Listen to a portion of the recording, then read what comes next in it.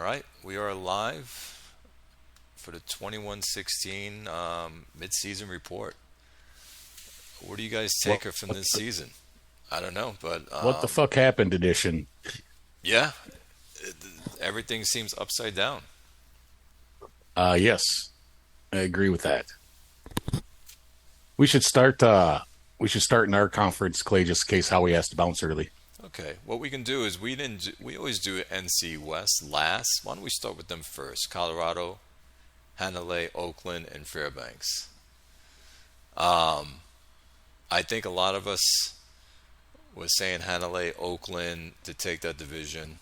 You can see where it's going.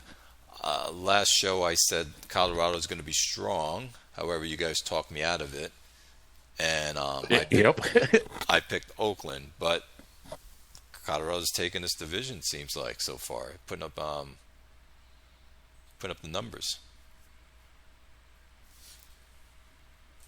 Yeah, that was one of my biggest surprises. I chose Hanalei. I mean, obviously, season's not over. Hanalei could still, you know, come in number one, but I picked Colorado third, and he's really got his shit together.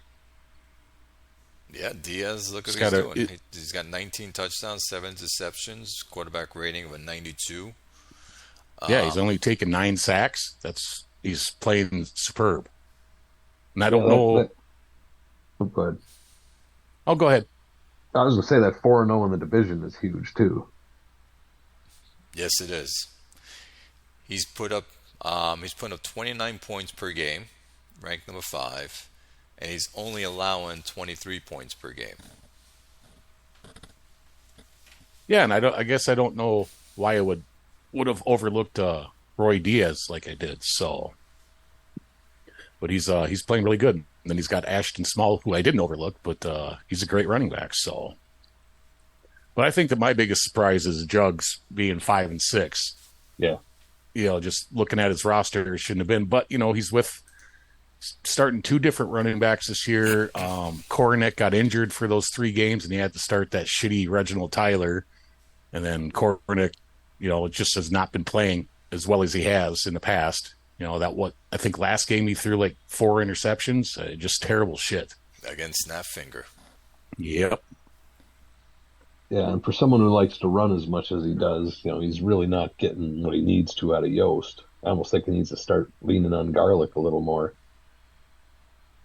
Yeah, he's putting up only Yeah, 22 points per game, but his defense is still only allowing 19 points per game, which is fifth. He was number one last season, but now he's fifth this season so far. Yeah, Chris, and Garlic actually did get the bulk of the carries last game and ran for 3.72. So I don't know if that's the answer either. Yeah, well, maybe it's not Bernard. That guy sucks. No, but that's yeah. But seeing Yost at under 4 yards a carry, that's not an Oakland team. He's always got 5 yards a carry or more. Yeah, he's definitely struggling. I mean, I'm not surprised Kornick's really not playing terrible, but he's not playing great. But his strength is the running game, and it's been not nearly as strong as usual. Yeah, and I mean, you look at his other two running backs. Bernard, he's averaging almost 5.92 yards a carry. Garlick's averaging over 6 yards a carry. So it's just a question of getting the ball to the right guy, I guess. Yeah, who's hot each game? And Hanalei, yeah, he's still in the mix. Yeah, I wouldn't count Hanley out yet. No, I agree with you, Howard. You know, Yeah, and Fairbanks is about. I mean, I didn't see him only winning 1 game at this point, but he's about where we thought he was going to be. Now it looks like his quarterback DeAndre Washington he's got a sprained lateral knee ligament, so he's questionable for 6 weeks, but that doesn't help. Well, he's been playing awful. His quarterback's thrown 14 touchdowns and 19 interceptions, passing rating of 67.9. He put up only 16.9 per game on offense points, but he's given up 31 points per game. Yeah. Yep, there's only been one game he's held him under 20, and that was when he played at Chesapeake. He held him to 16 points. Other than that, it's all over 20. There's a 44, a 53, 31, 30. 35, 38, 34. He's just giving up a lot of points. Now, in his defense, I mean, the last 3 games were against Hanley, Colorado, and Tucker. So, I mean, you're destined to give up points against those guys.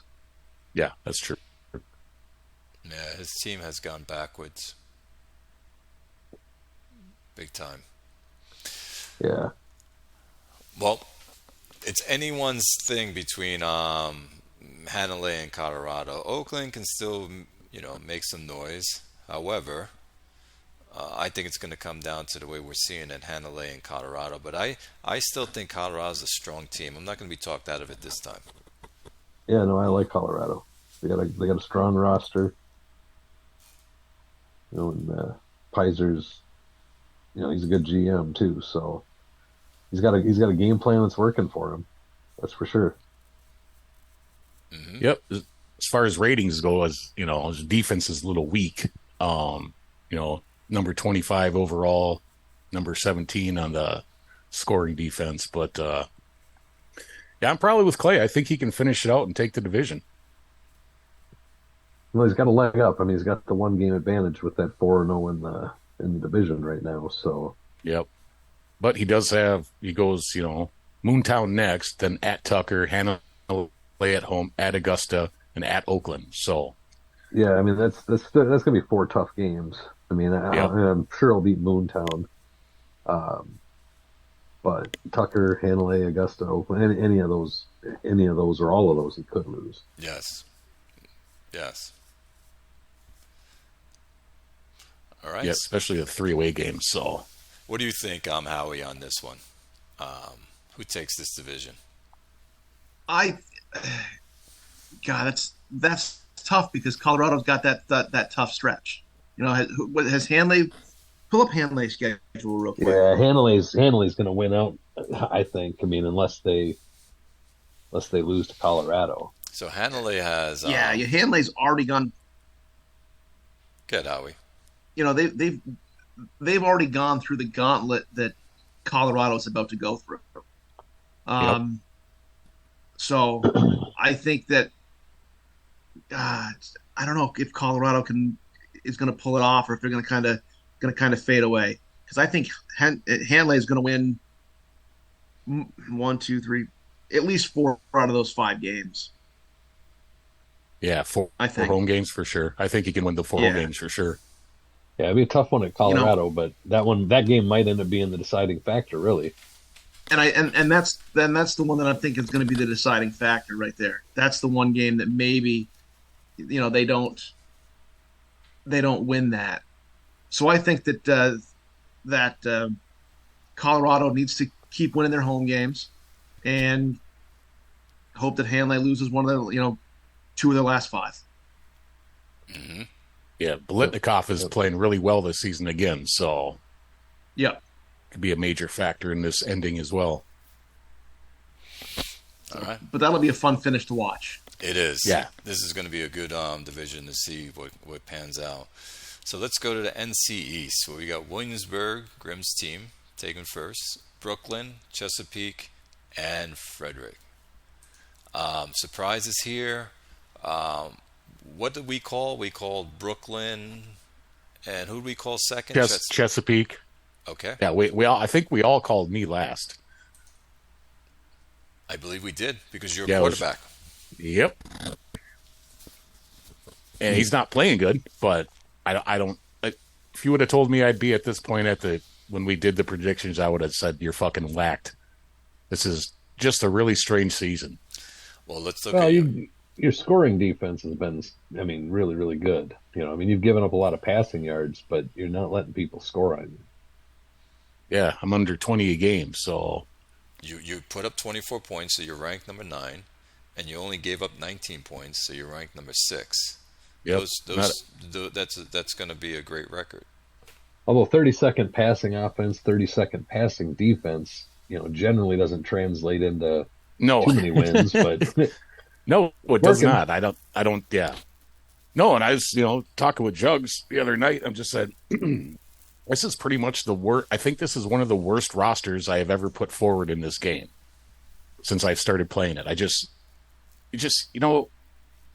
We've got like 4 good players. I got Worcester, I got Jarvis, I like Kurtzman, the wide receiver, and I got Harrison Foster and that cornerback, Lenny Winters. So 5, what I would call stud players. The rest are just meh. Well, maybe my center's okay too, but no, I don't know how we're doing it. I know I did take Chris's advice this year, and I've started playing more man-to-man coverage in the red zone. That seems to help, even though I don't got the guys to play the bump and run, But like Chris says, well, if they miss them at the line, at least they got good enough man coverage to get back on them. And I think maybe that's it. I don't know. And that's and again, when you got too deep in the red zone, I mean, those 2 deep guys are just sitting at the back of the end zone, pretty much being useless to you. Yeah. So you don't pass it to anybody, except for those 4 guys. No, I don't. I mean, I'm trying to spread my targets around a little bit, but those guys are getting the bulk. Mm-hmm. And Jarvis, he's just not working well this year, and I'm guessing that's a product of the rookie quarterback not really knowing that he's a real good guy to throw to. But yeah, I just I'm pleasantly surprised. I mean, I could still lose out. My schedule, I got OBX and I got Harlem and Brooklyn at home, and then I got at North Plainfield and at Chesapeake. I mean, some of those are winnable games, I think, but like I said, I could still fall out and end up going 8-8 here. Red Zone's on here. He just joined us. How you doing, Red Zone? Oh, fantastic. We'll get to you after we go through this conference. I know you have a lot to say. No, I honestly don't know what to say, but I'll get on the team and try. I don't know. Well, he can take part in our calling of the divisions. Yeah. One thing you got to take some solace in, Justin, is your O-line's playing really good. I mean, they're blocking good for Worcester. Only 9 sacks. I mean, yeah. Only been sacked 9 times. That's great. No, and 4 of those. Cohesion or talent? I think it's my cohesion. I think is sitting around 76. That's pretty good. It's okay, but in one of those games, Christian's actually sacked 4 times. So technically, I could have 5-6 sacks in a season. Which, I say it all the time. I fucking hate sacks. That's why I like the guy who have sense rush and scrambling ability.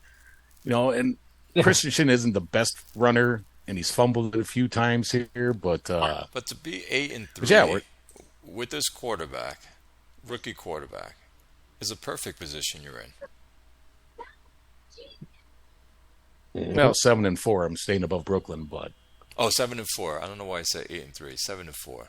Well, all I know is Socha's got pretty good sense rush and scrambling ability. He's been sacked 34 times. So I mean, you guys are doing something right. Yeah, it's probably more along the cohesion lines. So then you got running the ball more, maybe. Yeah, and I'm running. System. Yeah, I'm running the ball 30 plus times a game. Yeah, so that helps. Then you got Brooklyn behind you at 6-5.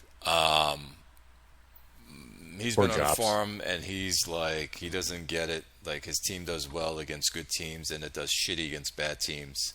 I know he's pulling his hair out. His team's put up 22 points per game. He's ranked 14. But he's given up 20 points per game, but he's ranked 8th. So, but he has a 6-5 record. Yeah, I mean, Cushman's playing good, but he's struggling with the running game. Who's this, Jobs? Jobs? It's Brooklyn. Who we talking about? Brooklyn. Okay.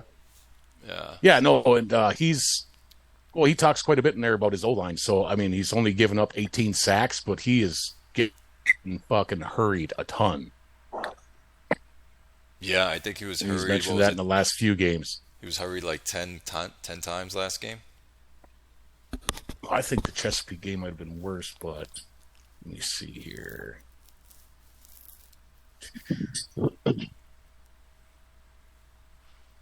Yeah, he's only hurried 7 times. Or wait, Cushman hurried 13 times total because Cushman got benched for Arroyo. So, Thanks. Yeah, 13 times. And he had 5 drops last game, too. So his receivers are kind of jacking him as well. Yeah, but you're right. His running game's not getting him anything out of it. No, so I think his O-line screwing him this year. His O-line is struggling. Cushman's just good enough to deal with it when he gets the ball away. He's got a pretty good percentage. I mean, not great. 55 is not great, but 19 touchdowns, 4 interceptions is nice. You got Chesapeake, which is a surprise to everyone, right? Humphreys, I can't believe he's playing as bad. 9 touchdowns to 15 interceptions. Yeah, and did he bench him or did he get hurt? No, he's hurt. He's got that strained hamstring, so he's been out the last 2 games. Unknown recovery. Yeah. What's the guy's name? DiGiacomo. Percy Humphreys. No, the QB he's playing now. His name is DiGiacomo? Yeah. Really? Giacomo? He's won the last. Yeah, he's won the last 2 games. So I'd leave him in there. I probably don't have a 6 choice. Touchdowns, 6 interceptions. I mean, I don't know if he's necessarily winning it for him, but yeah, he's putting up the points though. But let's look at this. He's only put up 18 points per game. I suppose 9 to 15 is better. 6 is better than 9 to 15. Good, Howie. But Percy Humphreys wasn't lighting it up before he got hurt. 9 touchdowns to 15 interceptions. So it's not like he's losing anything with his quarterback being out right now, at least statistically. Absolutely, you're right. He turned on him, Percy Humphreys. Well, which is surprising because he's been there 15 years. He hit a wall. He didn't go down in ratings. He's got all the affinities in the world, the whole team. Well, he's currently on my punter my kicker was a red flag and was spoiling the locker room kick, right? He thinks that maybe played a little bit of a role. Yeah, well, the game after that he played me and I stomped his ass, so I kind of took that away from him, I think. I don't think the kicker being a red flag was running your locker room. I don't know. I didn't read that. I missed that part. Well, I know. I'm just surprised. Bob dropped his red flag. C-Mac signed him and immediately loses that next game. Yeah, but I was probably going to lose that game anyway. I won the last game pretty handily though, so I feel okay about it. See, I was desperate at that point. I'm like, okay, we got to do something to stir things up here. I was getting ready to cut the left tackle, Thomas. I'm like, nah, I'm not giving him away and watching somebody else use him to win more games, even though he's playing like shit and he won't be back. He's on a 1-year deal. I'm going to get rid of this red flag. I'm not going to ever give him a big contract and pay the kind of bonus he's going to want anyway. So there's no point keeping him around. Let's take a shot and let him go. I can't say I'm buying into this red flag stuff 100%. I don't like them. I normally don't have them, but in my mind, he could have sat here and played out, his contract and walked as a free agent. But I don't know if he caused you to lose or not, Chris. I mean, I thought it was funny, just like Grimmer did. But is that really why he lost? I don't know. Well, he actually played pretty good. I think he had 4 tackles and a sack in that game. So I was okay with him. I just saw a 70 rated, defensive tackle at a position, which is a position that I'm fairly weak. And the fact that he's only third year, so technically he'll be a restricted free agent for me next season. So right, that was on my mind. I'm reading stuff and red flags. Hey, you know what? Whether or not it works, it's some miracle cure. I doubt it. Well, I understand not wanting him. I'd try to shy away from him, but like I said, it was a position of need, and he was there, and I had a bundle of money that I didn't spend for whatever reason. So I was like, why not? Well, the surprise to me was Fredericks. I thought they were a much better team than this. The 3-8 this season. Did not see this one coming. They're one of the few teams I beat. Put up 20 points per game. They're ranked 20. His defense has allowed 26, so they're ranked 28th. Yeah, I picked him third, so I thought he was going to do better than this. Maybe not make the playoffs with Brooklyn, Chesapeake supposed to be up there, but Reeves just hasn't been running like himself this year. I mean, he's still over 4 yards to carry, but I mean, isn't he usually sitting at 5 at this point, maybe 6? Well, but I mean, when you pick him third, and he's got to deal with those other 2 teams, I mean, you're not predicting he's going to do any great things. So, I mean, his record, how many more wins did you think he'd have? One or two, maybe, but, not a bunch. 9-7, I looked at him as being. Yeah, I thought probably 8-8, so. Yeah, everybody thought Grimmer was going to come in last, which, I mean, when you look at his roster, it would make sense, but. Yep. I'm shocked how many penalties Quick has had. He's got a pretty smart team, and he's had a lot of penalties. It's been a really weird season if you look around. I mean, there's some strange things going on. Yeah. We were talking about that. It's been a lot of upside down stuff, which I actually like, because you like to see teams that didn't do well before that are doing well now. So I like. No, I really don't. He's like, I prefer to win myself, thanks. No, I don't agree. Yeah, you're right, Chris. Chesapeake is up there in penalties. They got 82. Yeah. Frederick's got 86. Oh, can you guess where Howie's at? 67. I'm guessing. He's near the bottom with 56 penalties. How'd you do it, Howie? Did you get rid of all your dummies? Magic. Yeah. Nobody with an intel under 60. Well, before we jump into Howie's division, what do you guys see taking the NC East, Grimm's division? I think it's still going to be Brooklyn. Yeah, me too. I think I'm going to fail a few of these games, and Brooklyn will overtake me by at least one game. And maybe you don't have a terribly difficult schedule. I mean, OBX. No, Harlem, but sorry, Bob, but he's struggling. North Plainfield, yeah, but I still don't. Chesapeake. Worcester's still out. He didn't even heal this week, so he was at 3 last week. I played the game. He's still at 3. So I guess he saw Pritchett got 100 yards and that, luckily against Rochester. He's like, well, fuck it. I'm just going to stay injured for another week. This kid can run, which he can't. He's really a fucking garbage running back, but yeah, I think Brooklyn's got it. I might come in second. Chesapeake will probably play out and stay about where he is at. I'm going to call Brooklyn as well. And then you come in second, Grim.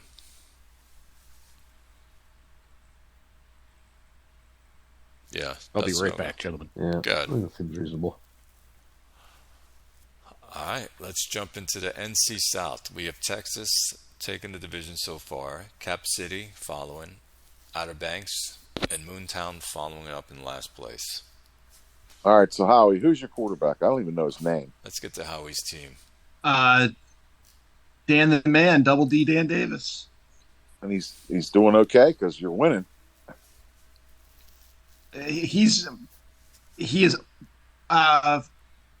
outplaying his expectations. I didn't see that coming. He's lost me a game with a pick six, and for some reason he threw an awful lot more than he was supposed to. I think the game before last. But I thought when Burnline retired, you were going to have problems this season. So did I. I did not see this.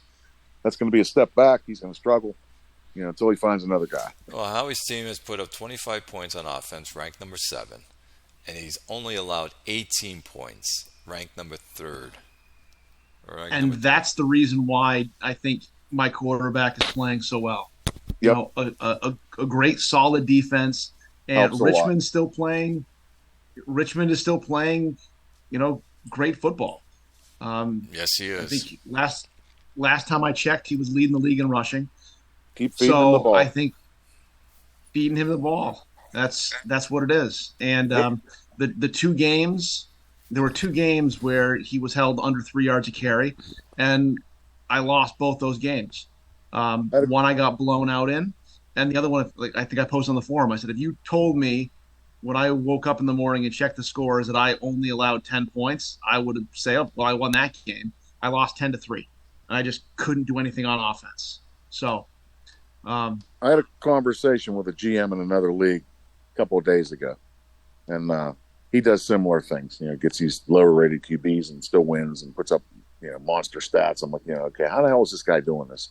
As the only thing I can figure, I think most people, I know I'm guilty of this sometimes, not all the time, but sometimes. You look at your team and you're like, okay, well, I got to go get a QB, then I got to go get a receiver, then I got to go get a running back, and I need some offensive linemen, and then we'll score a bunch of points and we'll win a bunch of games. But if you look at the bigger picture, your team, think of your team like a car. Okay, so when your car needs a new set of brakes, you get out of the garage, and the guy puts a new set of brakes on it. When you need a new set of wiper blades, you take the old ones off, you put a new one on.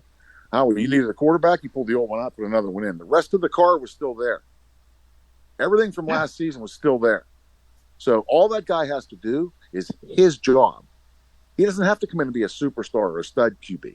He just has to come in and not lose the game and let the rest of the team still win.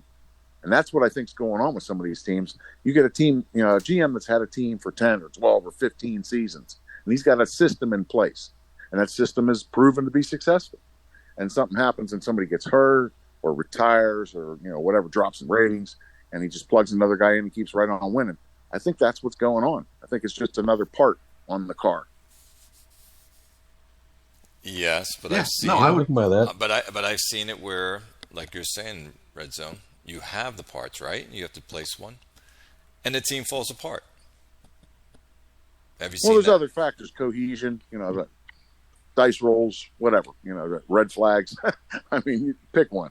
But, I think in Howie's case, I think that's what we're looking at. He already had a car, and it was a pretty nice car. Well, the quarterback retired. Okay, well, get another part. And he did. Now, the guy isn't lighting the league up, but he's not playing horribly either. So he's still winning. And it helps that Outer Banks and Moontown are driving jalopies. Yep, that's true. Let's be fair, but I think that's what's happening. Yeah. I think the same thing is true with Ben. Look at last season.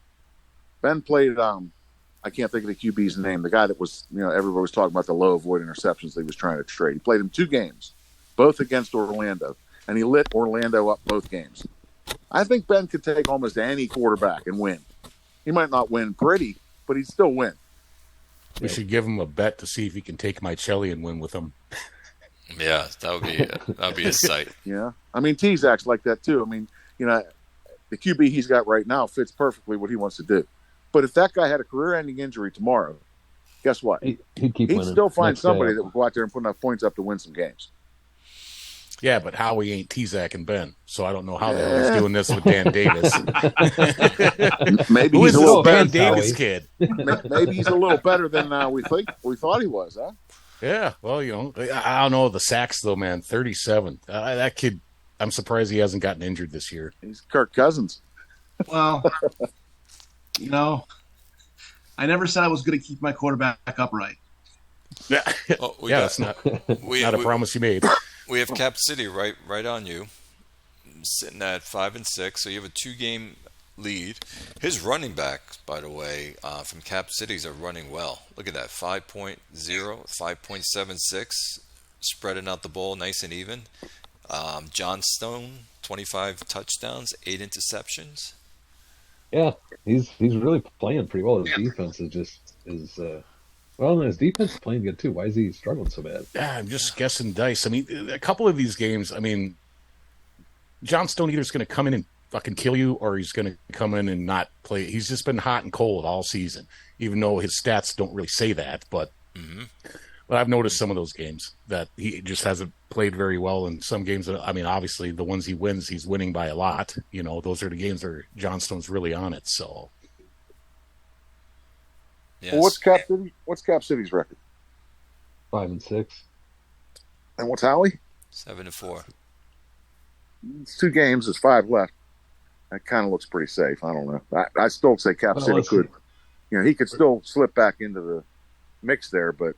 Yeah, I think Howie's probably got this, though, because Cap City plays at Hanalei and at Texas yet. Yeah, and he's got Paris, Bordeaux, and OBX at home, so technically he could win 3 more and get to 8, and then he's probably going to lose to Hanalei and Texas. Yeah, the only advantage he's got right now is that he won the first game against Texas. So, but if Texas can and if he wins the second game against Texas, things then he's got the advantage. Dicey. Yep, exactly. So Texas, that's a kind of a must-win for Texas. Week 15. Correct. Interesting. I shouldn't say a must-win. It's a must-win for Cap City, I would say. But Howie can still pull it off even if he were to lose that game. Depending on how the other games go. He's got a pretty good lead right now. Mm-hmm. Right. Definitely a must-win for Cap City if they want any chance to take him. Outer Banks, he fell to the bottom. I don't know what happened to him, and because he's been building a great roster. And Moontown, another one. Yeah, I they're think just that QB struggling to hurt score him. points. When that utility fired and he had that QB, I think that hurt his drafty. Oh, but look at his QB, Wilson. Look how awful he's playing. 5 touchdowns, 4 interceptions. That's Isn't gross. he also a red flag? Yeah, he is. Hello. He's put up, and I know he's the worst in the league, putting up points, 15 points per game, and he's allowing 24 points per game. Yeah, That guy would be on my trade block immediately as soon as the offseason started. And I would trade for him in a heartbeat. Wilson? Yep. Yeah. This is an infinity guy too for you. I'd be moving on. He'd be a chemistry fit, that 4.32 speed. I mean, this dude should be running a lot more than he is. I'd be moving on. I like him. Hasn't worked out.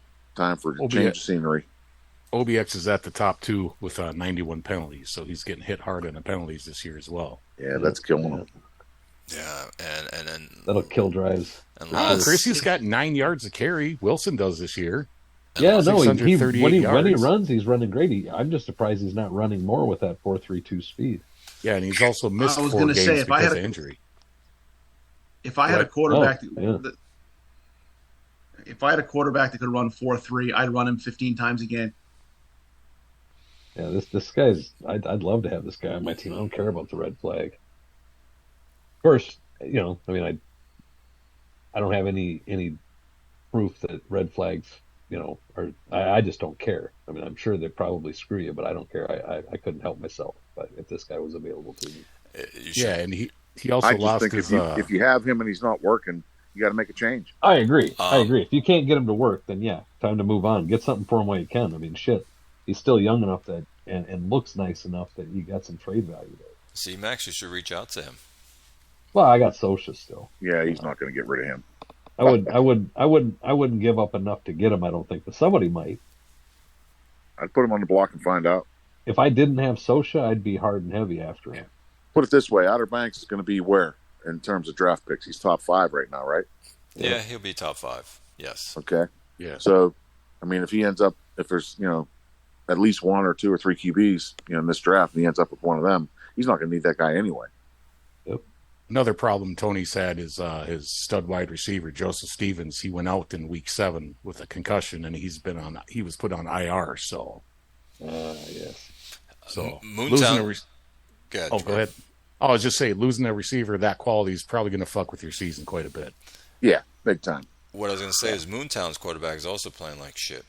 This guy Pitts, first round pick, I believe he picked him up. 13 touchdowns, 21 interceptions.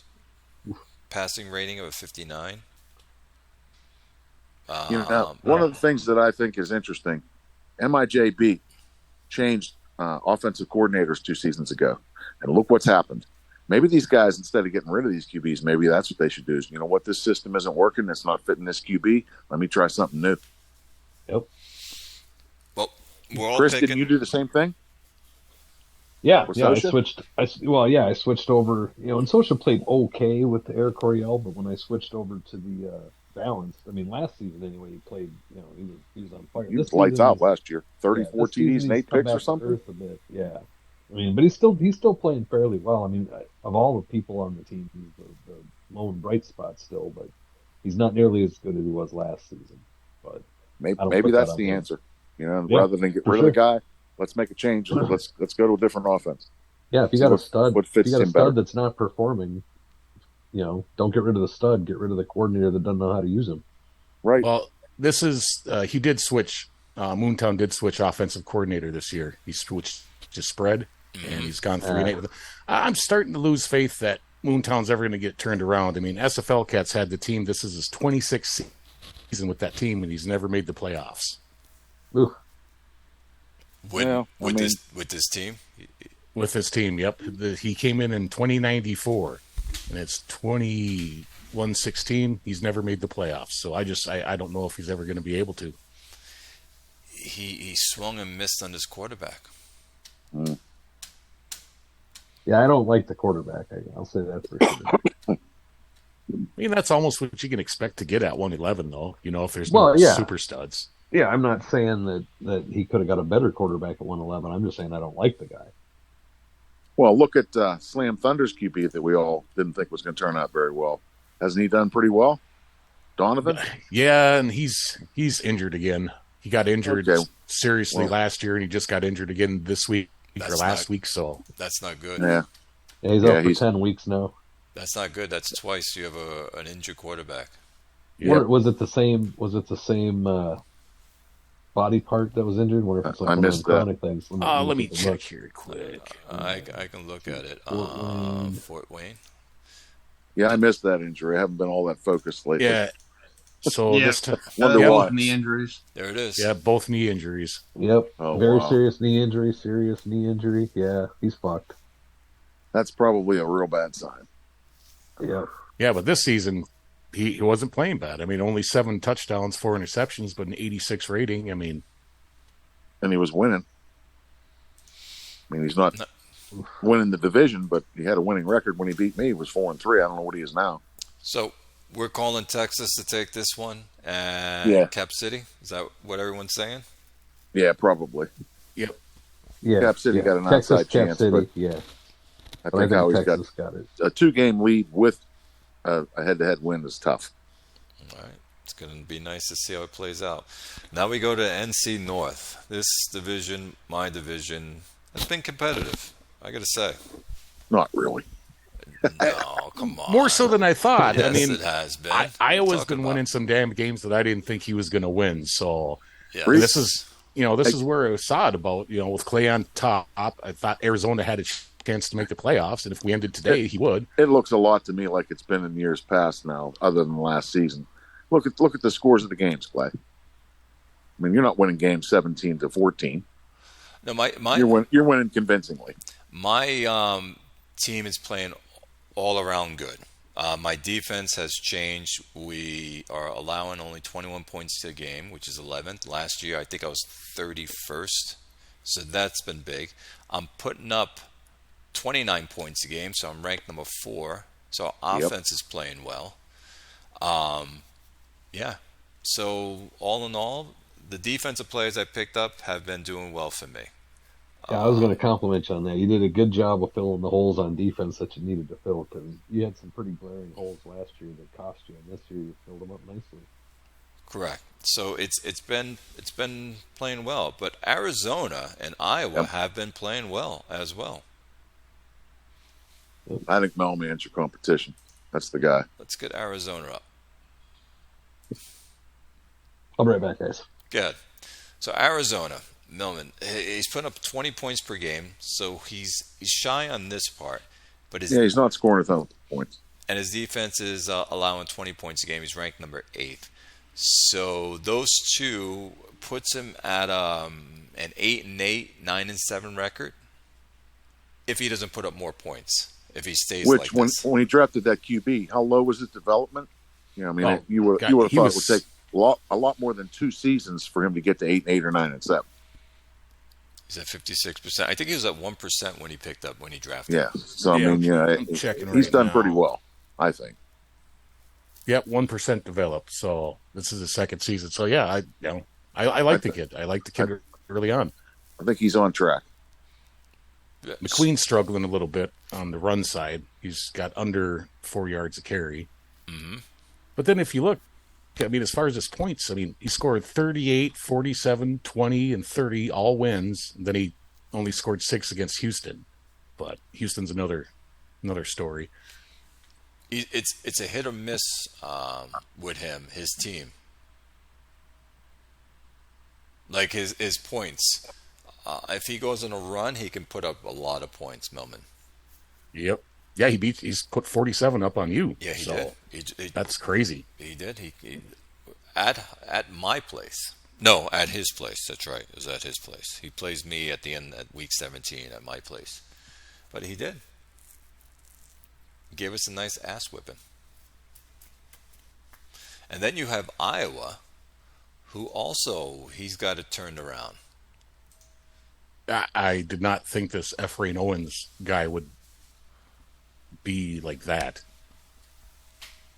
he's actually got that guy playing really well, and he's Bradley Arnold, his wide receiver, just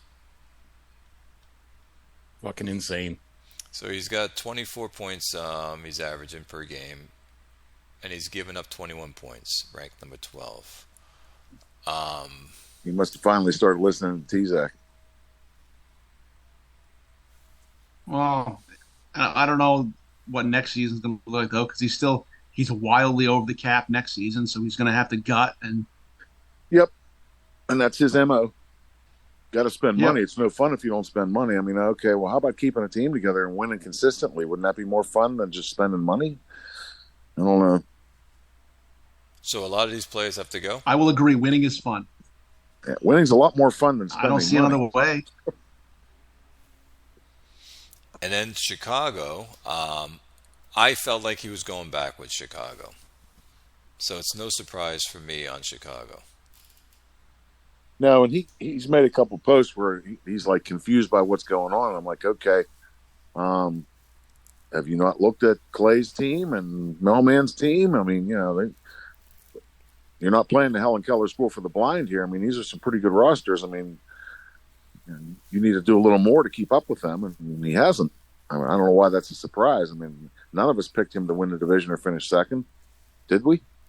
I think No. I know I picked Kansas and then Arizona. Yeah, Kansas, Arizona. I think I picked him third and Iowa last, I believe.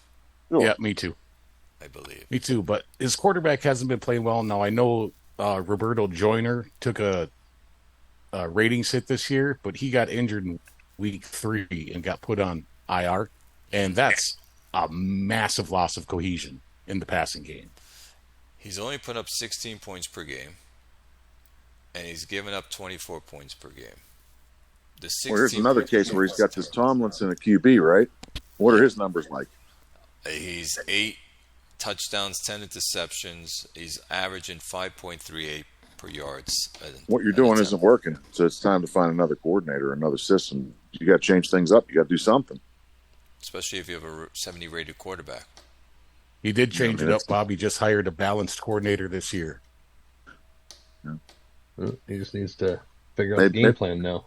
Maybe call the other guy back then. I don't think he was doing much better, but I think that loss of Joyner probably hurt him pretty bad. Again, he was nearing the end of his career. He was down in ratings, but losing that cohesion. Maybe I think he's sitting at like 68 now, and that would have probably had him up in the 80s with him on the team still. So, but yeah, Tomlinson's one of those guys. He really doesn't have any good wide receivers either. I mean, he's got a lot of receivers, but not really any really good ones. I think his top route runner is 54. Well, no, he's got Osborne. Osborne's got a 69, but he's not a stud either. But yeah, he's got weak receivers. And that's what I was saying. He's been going backwards with his team because he has a quarterback, a 70-rated quarterback. He needs these receivers to before this quarterback's no good anymore. What did you say on the last show or the one? Either it was the last show or the one before, Clay. You said any receiver on your team has to have how high a route bar, or you don't even want them? Got to be 55 or more. Oh, I thought it was even higher than that. Okay. I think I had 55 or more, or 60 because of if you hit the PS2, you can drop past the 50 mark, and to me, it's no good. That's for me. So, what are you guys calling for this division? I think it plays out. I think it play out that way. I think you got it. I think Arizona can win a couple more games. I think Iowa could probably win a couple more games. Yeah, I don't see that changing. I think that's going to end the exact same way it's sitting now. Yep. Yeah, I agree. Yep. All right, we're going to jump over to the AC North. I'll be right back. We got Toronto 11-0, already clinched. North Plainfield 5-6, Rochester 4-7, and Harlem at 3-8. Ouch. Yes, and I know how you feel, Red Zone, when a defense is not playing well. But let's look at T-Zac's team before we jump on yours. Go ahead.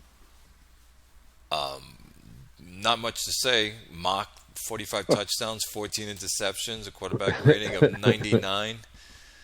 His defense is allowed 14 points per game.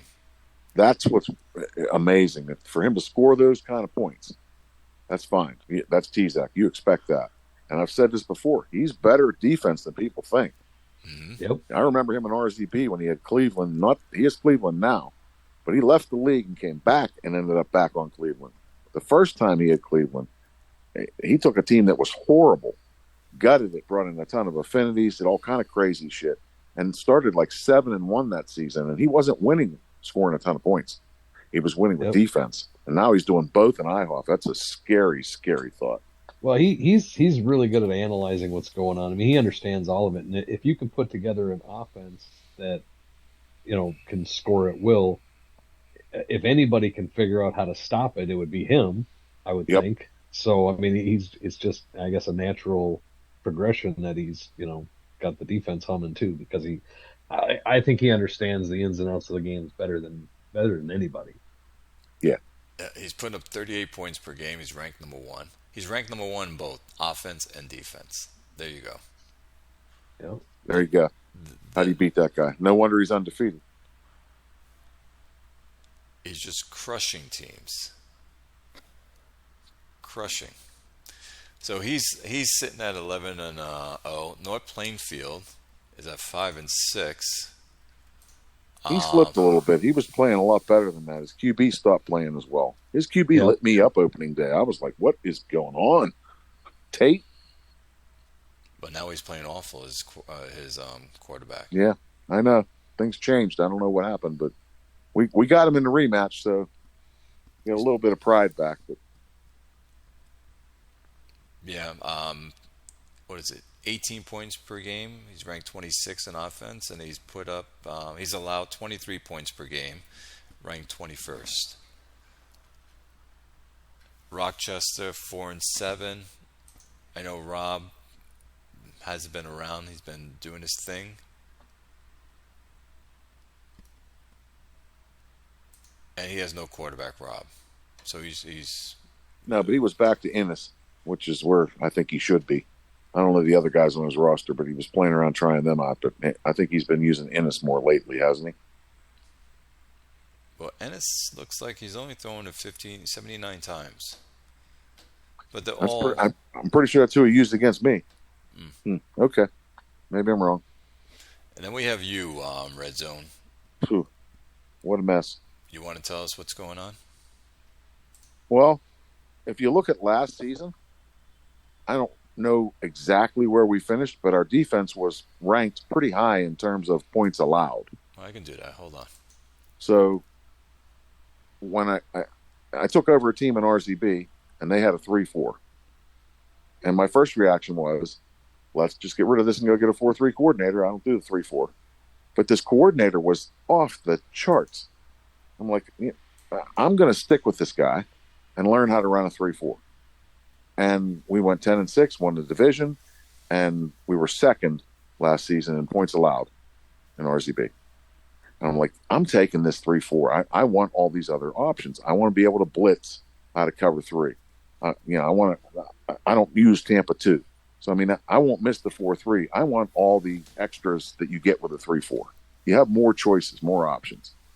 So I look at Harlem and I'm like, okay, well, I learned last season in the RZB that you can take a one technique defensive tackle and use him at left end in a 3-4. Chris and I talked about this in the last show. Yeah. So I got this Myron Blair. He's perfect. He's the same as this guy in RZB. I'll make him my left end. I'll take this Hughes, make him the nose tackle. He's obviously a nose tackle. Look at his weight. And the other end is a 3-4 end. And I have 3-4 linebackers for the most part. I don't have to go, usually when you change fronts, you have to go and get all new players because the ones on your team don't fit the new scheme. I didn't have to do that. So I thought, this isn't going to take very long. I should be fine. And that isn't what's going on. I can't explain it, but we're not doing anything on defense hardly at all, ever. And the offense has played okay, but it's nothing great. and there's been a game or two where they shit the bed. They're like, okay, you know what, we can't carry this all by ourselves. And you know, if you look at QB Dodge, his like stats aren't doing. bad. He's put up good numbers. And it just isn't enough. I mean, you know, we would have to score 35 points a game, like T-Zac's doing, to have a chance to win more than 3 games. I mean, and then you get if you go on the webpage for IHOF, I did not know this until this season. Someone showed me this. You can go look at penalties and see who has the most penalties at every position. Well, guess what? I've got a bunch of guys on that list. Yeah, so I'm like, okay, so guess what? Your O-line isn't quite as good as you thought it was, and your defense sucks. And, you're going to lose some games. Cohesion is not... 82 penalties, man. Okay, that's way too many. So, I mean, you know, I have to go back to the drawing board and reassess some things. And hopefully by the time I do that, everybody on the team won't get old. I know Yamashita's probably going to be... He's going to have 1 year left in his contract and want another mega deal, and I don't have to cap him. Do you think do you think your running game is letting you down since you're not throwing a lot? I don't know the answer to that. I mean, one of the things I looked at yesterday, I don't know if I changed the game plan or if I did something different, but one of the things we did last season is the same kind of thing I did in RZB, where I used the running back a lot as a pass receiver. We haven't done that this season, so I don't know if that's play calling, as a QB looking at other targets. I don't know. Well, I need to look at that. But you're targeting Sean Marsh. He's got 53 targets. He's just not doing a lot with them. What did he have last year? Oh,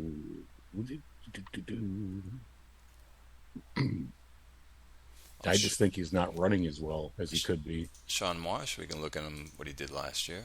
Receiving? Receptions, targets, 107 targets, 60 catches. 107 targets last year. So it was double, and I got 5 games to get 50 targets. That's 10 per game. That's not going to happen. So we've thrown less to him. Yeah, okay. Yeah. And it's the same thing in RZB. My running back there had 100 targets and 66 catches and led the team in receiving. Everything went through the 2 backs. And we're not doing that. I don't know. I need to take a look and see, what did I change? Because I said this to somebody else recently. You go into a game plan. Oh, I need to tweak this. Let me take a look here and see what's going on that I can fix, that I can change. You make 1 or 2 changes, and then you do it again next game, and again the game after that. Pretty soon you've made 6 or 8 or 10 changes. Yeah, it's a whole different game plan. Guess what? You don't know what's going to do anything close to the same things. I mean, sometimes these guys that put a game plan in and just leave it there all season, I think they got the right idea. Maybe I need to start doing more of that. You put one together that you like and you just leave it alone. Yeah, once it works, run it until it stops working. I know Chris told me after Worcester got injured, he's like, just put Pritchett in his place and don't change his game plan. I'm like, no, I can't fucking do that. I got to change it. Well, I got too lazy. I didn't change it, and he stunk. And then I'm like going, do I try it again? Just leave him in there. Don't change anything. I left him in there, didn't change nothing, and he got over 100 yards rushing, and he's got no hole wreck. So I don't know what the fuck that was, but parts on a car. Yep. Sometimes just sticking with your same game plan and taking a couple lumps may get you through. Well, this is the time to tinker with your team to find ways to make it work. So next season. Well, what I did, I took Myron Blair and put him back at nose tackle, and I cut Hughes. So I'm a little shy at defensive end at the moment, and that's fine. That's something to target in the draft and free agency. And I took a look at the secondary, and they're not playing to the level they did last season, so I don't know what exactly was going on last year that isn't this year, but I'm going to have to address some DBs because they're not good enough, in my opinion. So, I mean, those are the 2 things I think we need. Yamashita will have to be addressed. Will he hold out because he doesn't get an extension? He's going to play the last year next year and probably walk. So, I mean, if he leaves, Bartel's getting older, and this Cooney that I drafted, I don't know if he can actually be a third receiver or not. So I'm going to have some issues. Harding is going to leave after this season, but I think Kozlowski will take his place as the second running back. So you have your first round. We'll see. Correct? Next year? I have my first, and I believe I have 3 seconds. All right, there you go. So if my pick is high, and at 3 and 8 right now, it looks like it's going to be pretty high, higher than I'm used to. That would be a nice first-round pick, my second-round pick, Paris's second-round pick, and Ben's, which will be at the end of the second. But that could be 4 players that can help me if I draft well. So, Yep. Well, we know. Go ahead, Rizzo.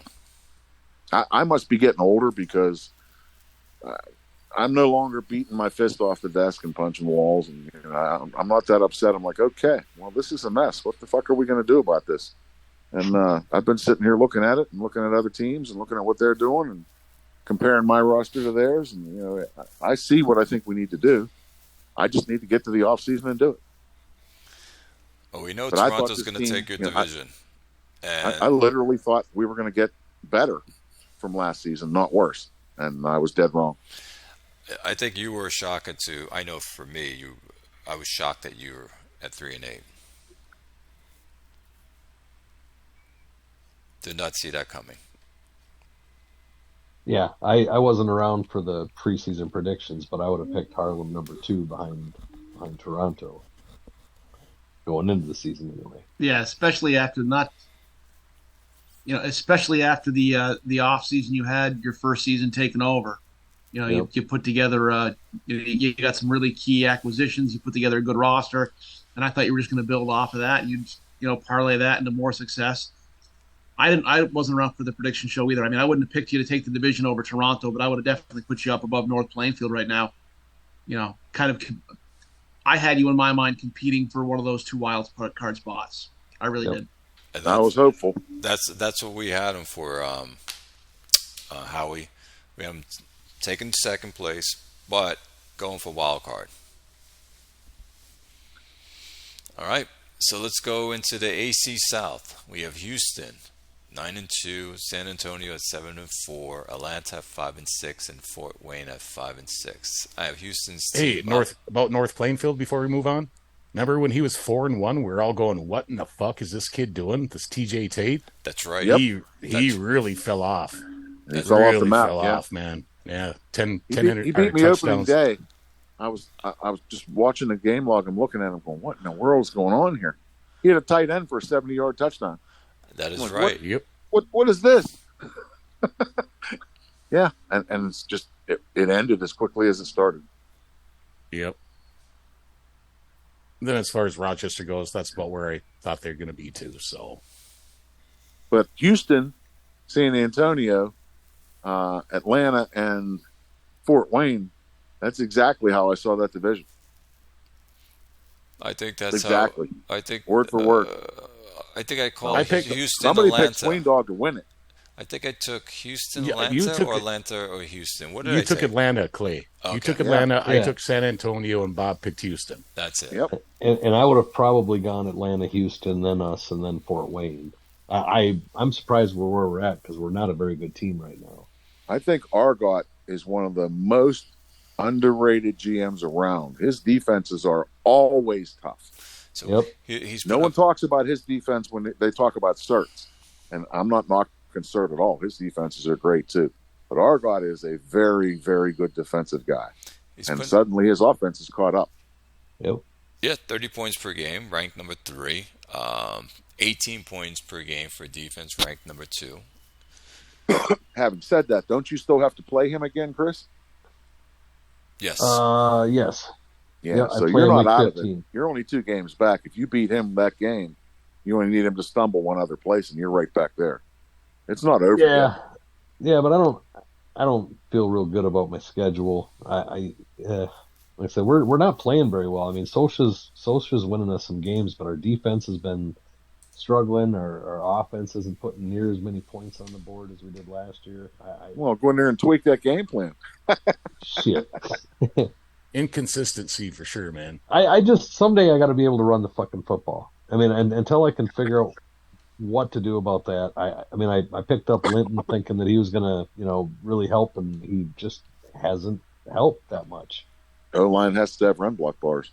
Yeah, and they're not terrible at it, but they're not. Yeah, and I just don't have 80 that. run block. Yeah, you're putting up 22 points per game, ranked 16, but your defense is allowing 21 points a game, which is 14 ranked. It's too close to each other. Oh yeah, for sure. where it can put you at a 9-7, 8-8 record. And we're just really inconsistent. I mean, we'll put up 30 points, and then we'll put up 10 points, and then 30 points, and then 20 points, and way too inconsistent. And Houston stomped the shit out of us when we played them. And that was, that was at home. And 44-13. They beat the piss gross. out of us. So yeah, I'm not optimistic about how things are going. We lost to Atlanta, at home. We lost to Houston at home. So we lost to Atlanta twice already. So I mean, we're doing terrible in the division. I mean, we don't have a good tiebreaker set up. I honestly don't know that we'll make the playoffs.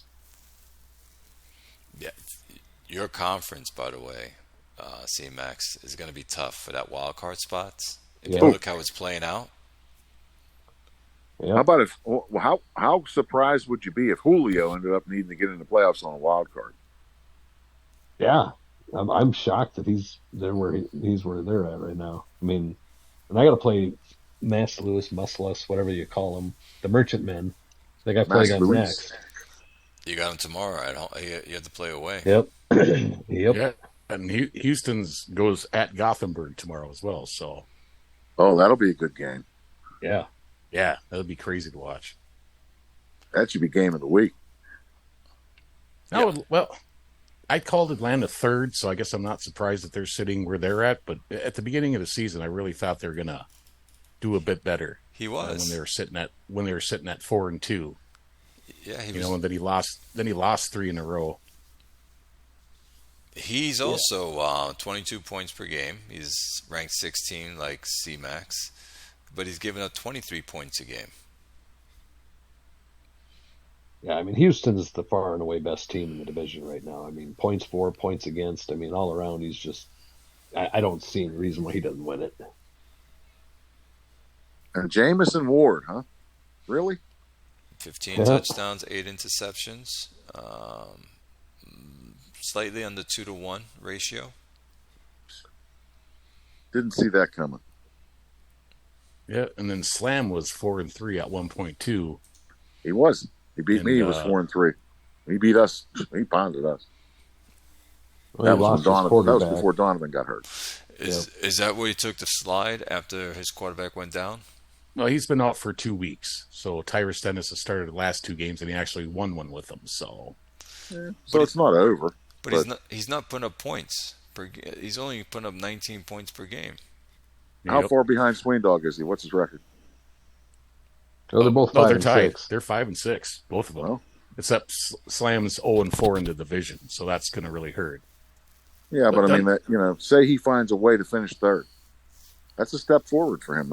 That's a good season. You build on absolutely. that. I don't know if he'll do it without Donovan. He's running the ball okay, but the problem here is still that he just doesn't have any receivers. I mean, Howie Yaki, well, looks like he moved Yaki to flanker. When the hell did he do that? Oh no, he didn't do that. Did he?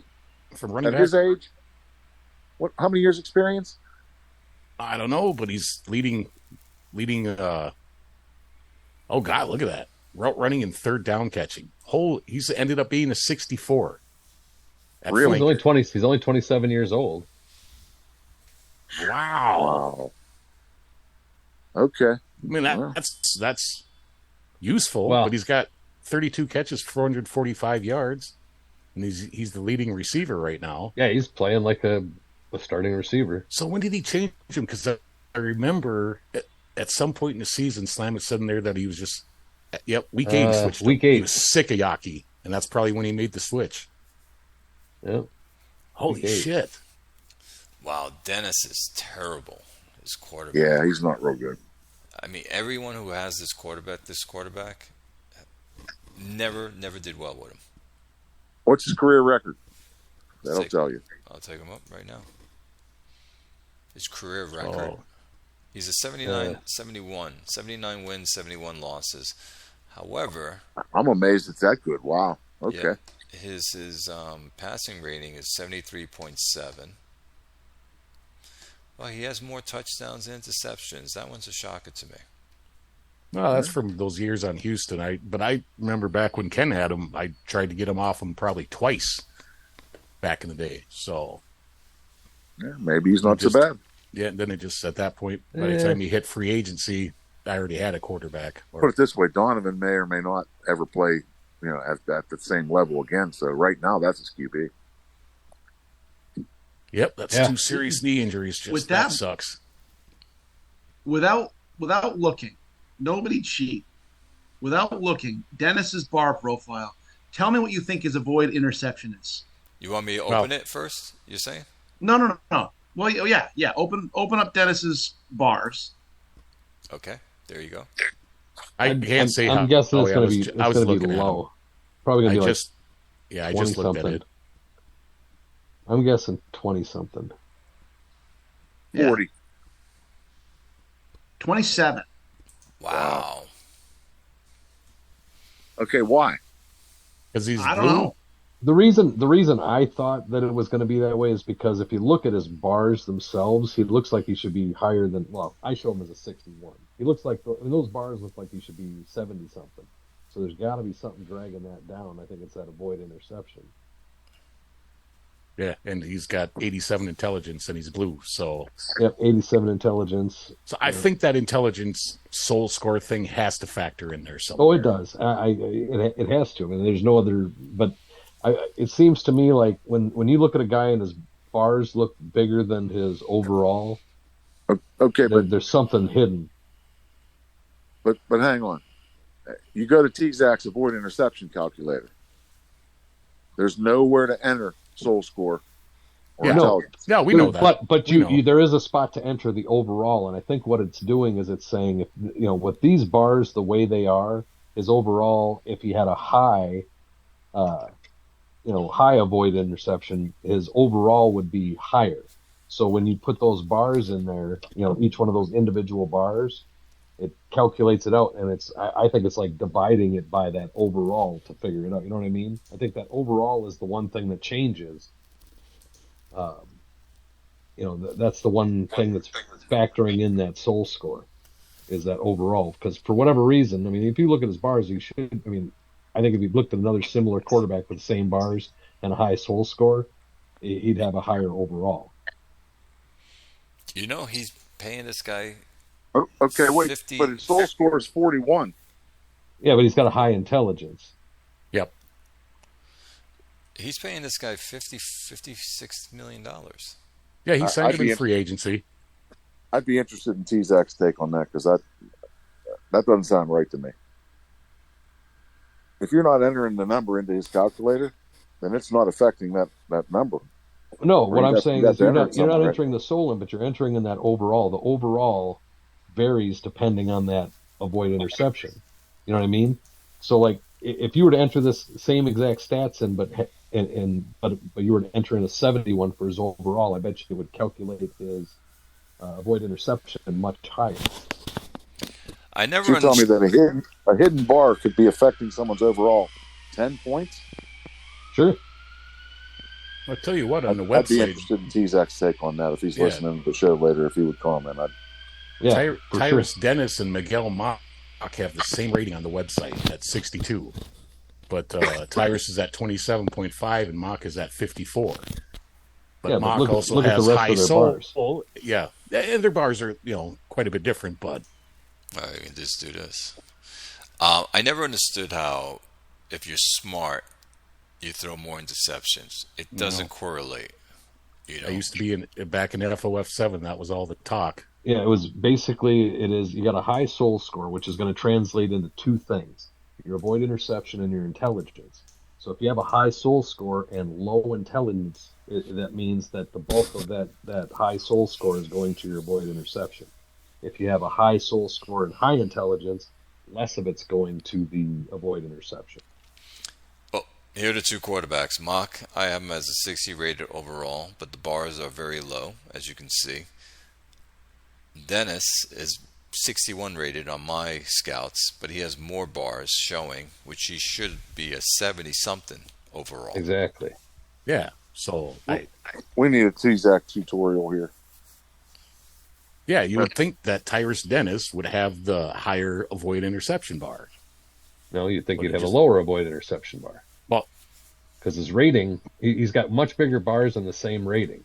So what's causing his rating to be the same as mine? oh yeah, okay. So I I'm get saying what you're there's something that's driving that overall rating down, and it's not the bars. C-Max is correct on this. In Red Zone, I think you were on the show with us. We had Ben. Ben was on the show, and he brought this up.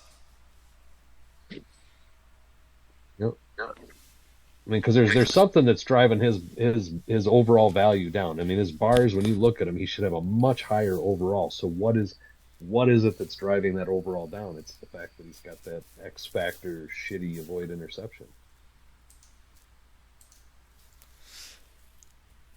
Yeah, Although 'cause outside I agree. of It third would down be nice to have passing, Tezak those- confirm that, because I am just kind of guessing based on what I think I remember being said.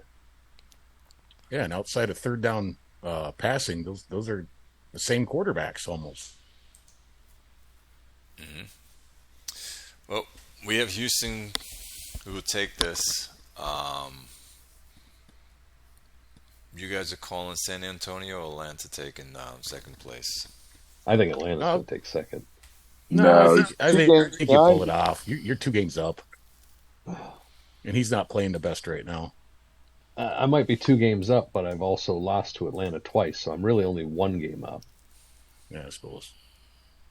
No, I'll say Houston, San Antonio, Atlanta, Fort Wayne. Yeah, me too. I'm going to say Houston, Atlanta, San Antonio, Fort Wayne. I'm going to call Houston. I'm going to give you this one, C-Max, because he's been sputtering Atlanta. That's how we I say. appreciate the confidence. I wish I felt it. I think that Houston, San Antonio, 1-2. I think Fort Wayne's going to make a jump and overtake Atlanta. So Oh, Houston, nice. San Antonio, Fort Wayne, Atlanta. Wow. Wow. There you go. Well, Then we have Tucker, Augusta, Orlando, and Snapfinger. in that order. Yep, I don't see it changing, and I'm not surprised by it. Maybe a little surprised Augusta's only 6-5, but other than that, none of that surprises me. Ben put up 35 points per game, ranked number 2. Allowing 20 points game, ranked number 7. Yeah, and he's almost like Tezak's already got 2-1 on points forced and against. Tucker's getting there. His quarterback Brady has put up 38 touchdowns to 15 interceptions. A little surprised by the 15 interceptions, but Nah, Ben throws deep a lot. I think he's willing to give up Yeah, a few I was of gonna his say- interceptions. like yeah, but doesn't punts. that Brady have like a 98 avoid interception? Well, but he's only in year 2. 106. That's true. 106 now? Jesus Yeah. Christ. But he's only in year 2. Is he already at that, or is he still climbing? He might Yeah. actually, once he fills out, he might go down. That's what I've noticed on the website, at least. Once your guy totally fills out, he'll go He down. went a up little from bit. last year. He Yeah, went he up did go up significantly from from last last year. And he's at 81% developed. So, yeah, he's still got a little ways to go. So, Grim, you're saying he might go from 106 down to like 85 or 90? Yeah. That's terrible. Maybe Yeah, right? 95. Maybe I mean, 95. he's If I almost was not even Ben, I'd be usable calling at up that Jim point. and bitch and say, Yeah. "Hey, Jim, what the hell did you do here? Come on." Yeah. He's not even usable. My 85. QB's Come only on. got an 85 or 90 avoid interception bar. What are you doing? His team is So just then again, cranking along. okay, so we Well, look last at year he this. was a 98. This year he's a 106. So, I mean, shit, next year he might be a 115. So this is where I get confused with avoid interception, because this guy, 49 soul score, which is almost the highest you can get, and 85 intelligence. But So- There you again, go. look at his bars in comparison to what's his name? Hell's his name? Dennis. Dennis. Yeah, I Yeah, see look what at you're his saying bars in comparison to Dennis. His Yeah. bars don't look nearly as good as Dennis's, And he's but he's got a future 74. He's already a 62 or a 64. Okay, You let's know, so that avoid interception's got to be calculated in there based off of that overall rating. there you go. Yeah, I see what you're saying now. That's yeah, crazy. yep. Shit. I could see it.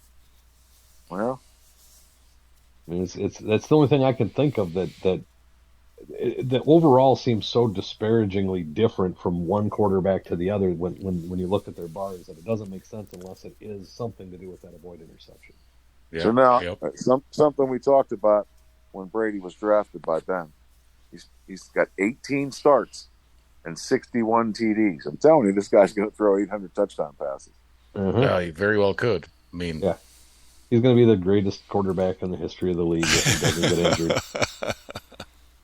And I could say I had a hand in giving him to him. So hey, 800. I'm telling you. I don't know. Injuries could happen. He could retire early. You never know what's going to happen. But the only thing that's going to hold him back is the fact that he was 24 when he came into the league. If he would have been a 20 or 21-year-old, I don't think. Obviously, unless some kind of catastrophic injury, but the fact that he was 24 is going to hold him back a little bit, maybe. And then we got Augusta here. He's been tripping up. I thought he'll have a better record than this. I thought he'd be more like he lost to Hanalei. 8-2 or 8-3. He lost to Hanalei and Mass Luis and Tucker. I mean, those are three pretty tough games. Now the one to Bordeaux, I'm sure he'd like to have that one back. Yeah, he's not running as well as he normally does. Both his running backs are under 4 yards carry, and Garland is 10 games in now, only has 3 touchdowns. He's put up 24 points per game, not bad, rank 8th. His defense has allowed 22 points per game, ranks 15th. So something's off. And Banks has struggled the last couple of games. 0 touchdowns, 1 interception each of the last 2 games. Now, granted, he beat Orlando 16-10, but he did it without a score from Banks. He's got Atlanta. He's got Tucker again. He's got Colorado. So he's got 3 good hard games he's got to play next.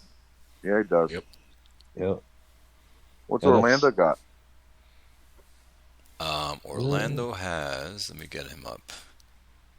Could he slip past him? Orlando has Plainfield, Oakland, Snapfinger, Hanley, Tucker. No, he's not going to pass him. He's got some really tough games. Oakland, Hanley, Tucker. Ugh. Yeah. Okay. Just curious. No, he's actually got that Neil Emmons kid playing okay. This year, so he's put up 21 points per game. His defense has put up 20 points per game. So he's in the 7-9, 8-8 record category. Yep. Yeah, see, and Neil Emmons, his avoid interception is 63.4. Weird stuff. What's his 27 years old? Yeah. He's getting a lot out of him. Yeah, and this is Neil Emmons' 3rd team, I think. Bouncing around the league. But yeah, he's not playing bad. I think he's not running as well as he wants to. So the last 4 games he's been struggling too. He's 1-3 in the last 4 games, and the one that he won against the Merchantmen was 13-9. So offensively, he's really sputtering here in the last 4 games. Yeah. I'm shocked with Snapfinger. I know people are going to say, well, he's got too good of a roster to be at 2-9. That's been going on for years. Yeah. It is. 17. I just don't think he's got the right game planning. I don't know how he game plans, but it's not lack of depth or roster strength. He's got a great roster, but he just doesn't have a very good game plan. Doesn't seem. Yeah, because he's only putting up 17 points per game. He's ranked 28th for that, and 23 points his defense, ranked 18th. Well, there's not much to expect out of this anymore. Since 2068, he has made the playoffs twice. Oof, 50 seasons? 68, almost 50. Yeah, 50 seasons there. Yeah, it happens every year. Yeah. Again, 21-14, he got to 10-6 and missed the playoffs. So I don't know what his situation is as far as time, I don't know how immersed he is, how competitive he wants to be. But by now he could have talked to somebody, Ben, Tezak, hey, what am I doing wrong?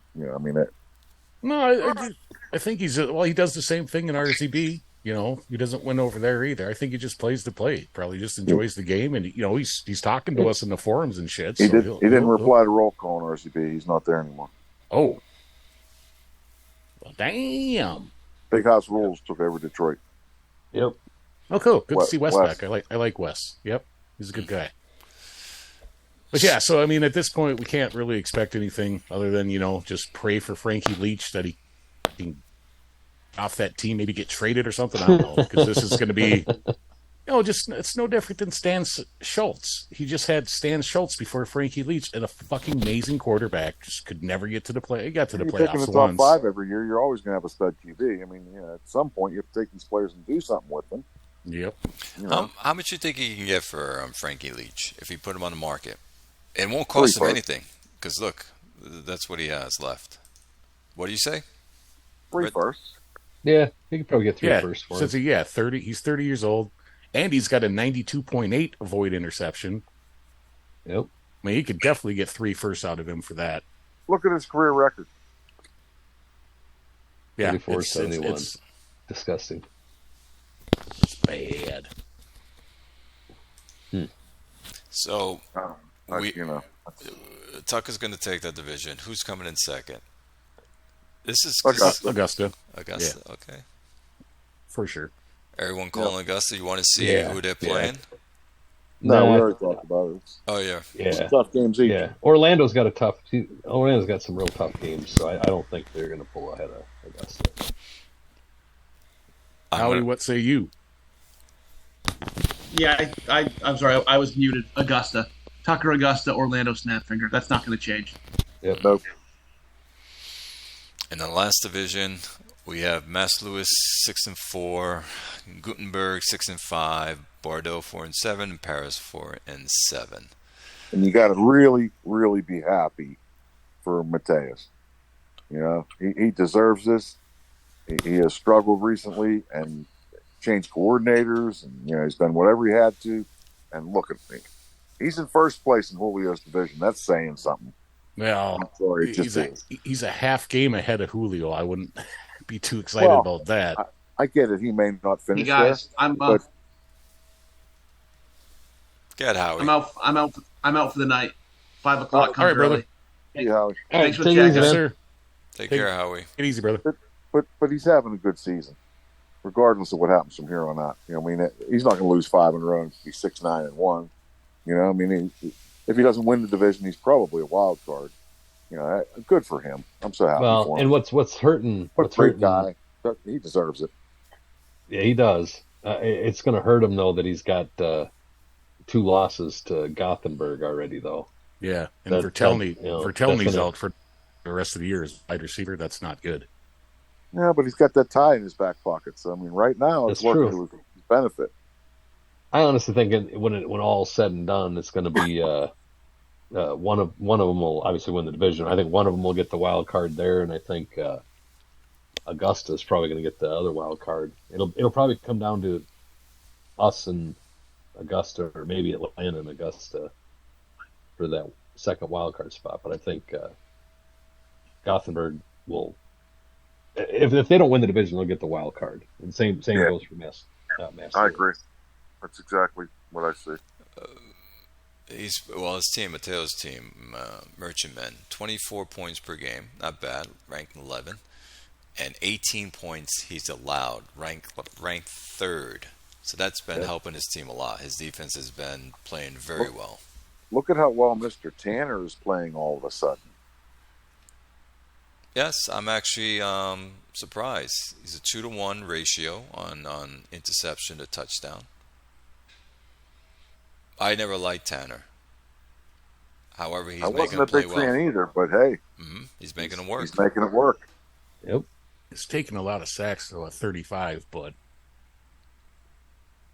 And he's running the ball okay. I would have thought he would have been running a little bit more, and I wonder if he does that a little bit since his wide receiver's out. He's got 230 30 carries so far this year between his two backs. I mean, 143 attempts for Bilodeau and 85 for Kemp. I mean, he's running a fair amount. He's running well. He's got 1,400 yards with all the running backs, 5.16 yards per carry, which is good, 10 touchdowns. I think he's running well with them. Having Bertelny out, that hurts. Who? Bertelny, his wide receiver. Yes. Yeah, that's a big one. But I mean, it's not like he doesn't have some guys to fill in. I mean, Lane and Montgomery. Then we go to getting the ball to Corbin Robbins too, his tight end, quite a bit. That's good. Yeah, look at that. Yeah, nice. Then we go Gutenberg. I don't know what happened with his team. His defense is struggling. I mean, for him anyway. Yeah, 24 points they're allowing. They're ranked 24. He's only been putting up 22 points per game, which he usually puts up more than that. Yep. Is it his quarterback who's 15 touchdowns, 12 interceptions? That's my next question, Clay. Does he still have that other QB on there? I believe he does. Yeah, he's got Kylick. Why hasn't he made a change? Kylick. I don't know, because he didn't have a problem making a change last season. Yeah, this guy's not doing that great. You can make a change and see what happens. The other guy's been on his roster for how long? Oh, Kylick's been there a long time. I mean, your cohesion goes up when you make that change. Yeah, because his running game's not playing. It's not doing well. His quarterback is not doing well. Yeah, the offense has been below average here. For sure. He's usually got over 4 yards of carry in the running game. And watch tomorrow the other guy will be playing. Yeah, he already like Bob said, throw in Kylick and see what he can do. Or Night Raven. Wouldn't surprise me if he's already doing it. We're late to the party. Tomorrow we'll find out. Well, he's won 2 in a row with Fredrickson still in there, so I don't know if he switched that out, you know? Well, maybe he's sold on this guy as the future. I don't know. And then you have Bordeaux and Paris. Let's look at Bordeaux. I don't think Bordeaux has a quarterback. No, he's starting Sebastian Davidson or Donaldson and Howie Dole. Well, he got Donaldson from you, didn't he, Bob? Yeah. No, he got Donaldson from Harris, who got him from. Oh yeah. Well, his defense allows 26 points per game. His offense allows 22 points per game. Yeah, that QBR speaks volumes. Yes. 65. Not good. Yeah, Not good. 12, 13, 14, short little fucker, 5'9". And they're a passing team. So if you're a passing team, you have a QBR rating of that, it doesn't work because you can see his running game. He's not really running, and his running is only 3 yards per attempt. Yeah, and that was never ever going to work. The day I walked in the door at Harlem, okay, where's Donaldson? Pack your shit and get out. You're done. You're out of here, little man. Be gone, midget. So he's got to change that around in Paris. Does Paris have a quarterback? Yeah, Alejandro Lindsey's not terrible looking. Yeah, it's the guy you drafted. He was an early pick, 1-5, but he's not. I don't think he's panned out the way he hoped he would. But he's not playing great. No, 16 points per game. His offense putting up. So he's ranked 31st, and he's allowed 23 points, ranked 18. No. Clay, can you pull up Lindsey? Yes. He's He playing did horrible. just switch. Yeah, he switched to balanced this year for offensive coordinator. Look at last season. Terrible. Or It's improved. Before? What was the season where he was playing so well and then he just fell off the map? I think that was last season. Might have been his rookie season. His rookie season. He's the first 5 games he had like a 110 quarterback rating. I think if I was him, I'd be looking for that playbook and those game plans, and if they're saved somewhere, put them back in. Yeah, first 5 games his rating was 97, 158, 106, 99, 99, and then after that it was 55, 75, 53, 73.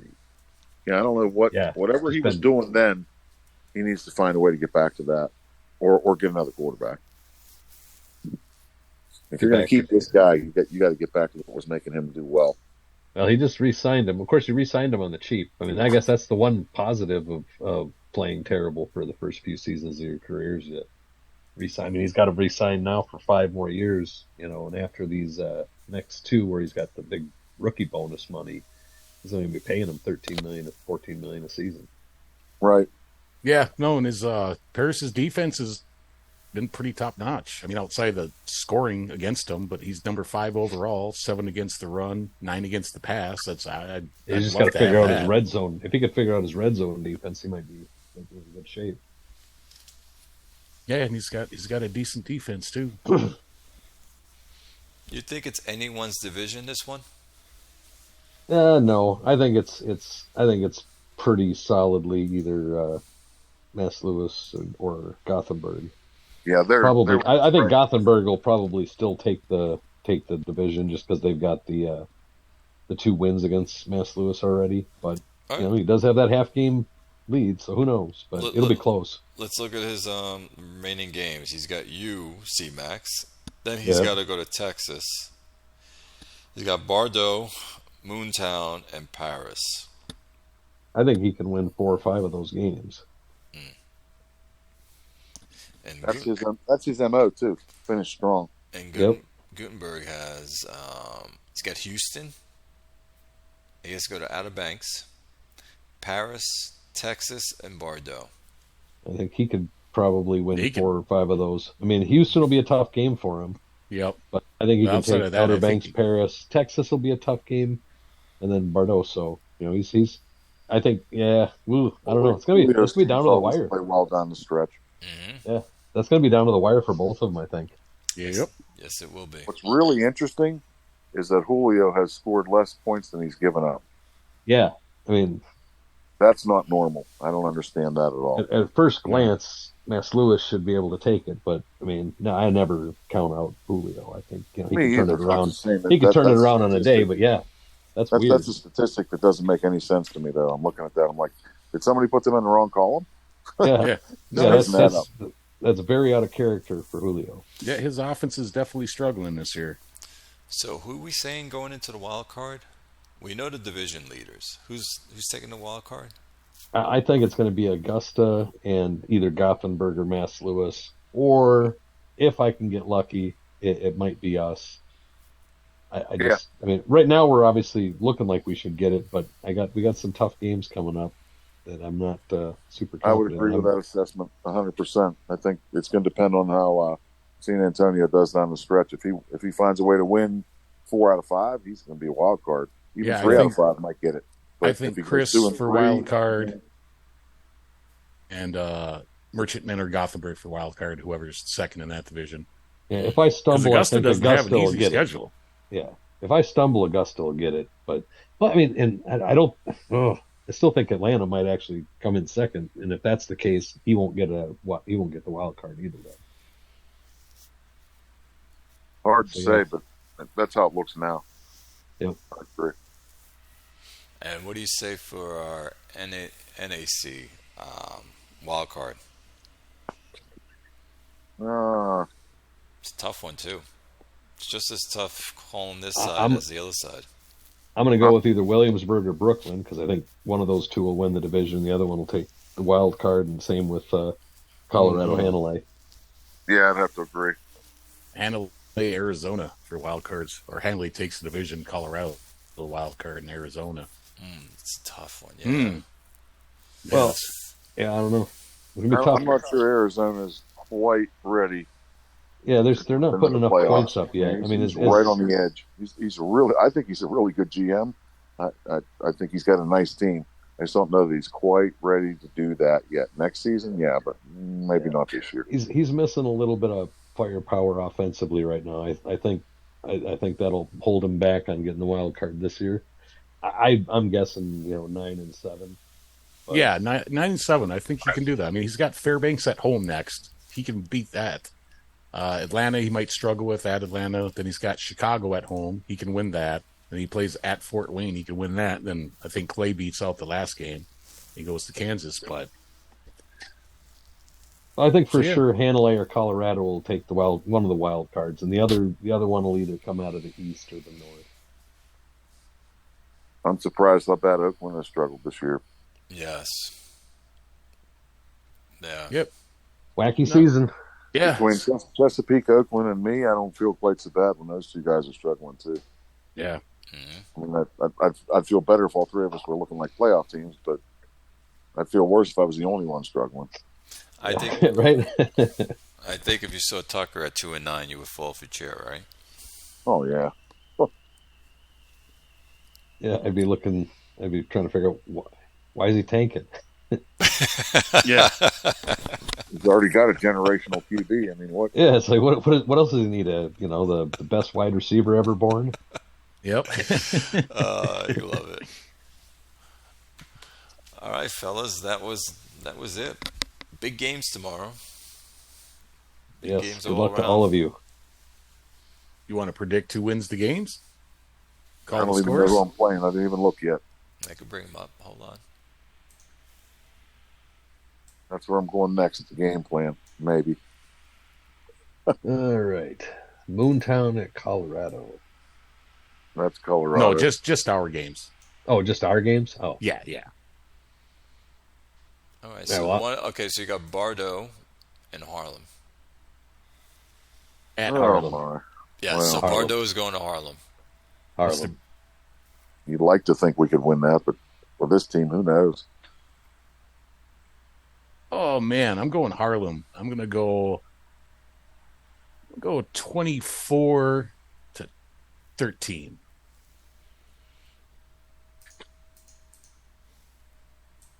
Yeah, I'll go with that, but I'm going to go 24-17. That's more like it. Yeah, real close. I'm Score. actually going to pick Bardo. They're on a winning streak. You son of a bitch. Blasphemy. I'm going to say 14-20 Bardo. Wow. I've lost Clay's support. I don't know what to do now. This damn honest analysis. You've got 2/3 support. Yeah. He's not going to pick his team. All right. I don't know what's going to happen. I mean, look at our season. Come on, Bob. Pick your team. Come Pick on. your Explain team. our season. 27-17. Who? Harlem. Okay, All right. We got it. Hold on, sir. My man. So we go down to who's next? Kansas And at now we'll Brooklyn. lose for sure. So Kansas and Brooklyn. Oof. Oof, that's a tough one. That is a tough one. It's going to be a fun one. Oh, I'm going to give that one to Kansas just based on the offensive output. I think that's where the difference in the two teams is. Yeah. It's going to be tight, but I'm guessing 35-20 Kansas. Yeah. 31-28 Kansas.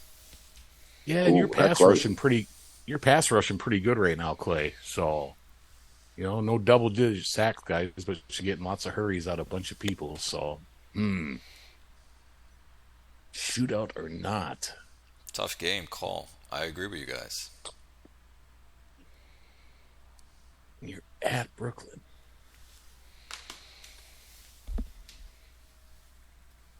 They just got stomped by Toronto at home. Everybody's getting stomped by Toronto. Yeah. I mean, He's you actually really having a can't crazy use season that as this your year. litmus test for how someone's doing. Hey, man, I actually 34-0, and I get to play him again. fucking kind of kept up with them. I mean, I scored 31 points against them. And that might have been the most points Who you picked? someone scored against them. Sorry. God.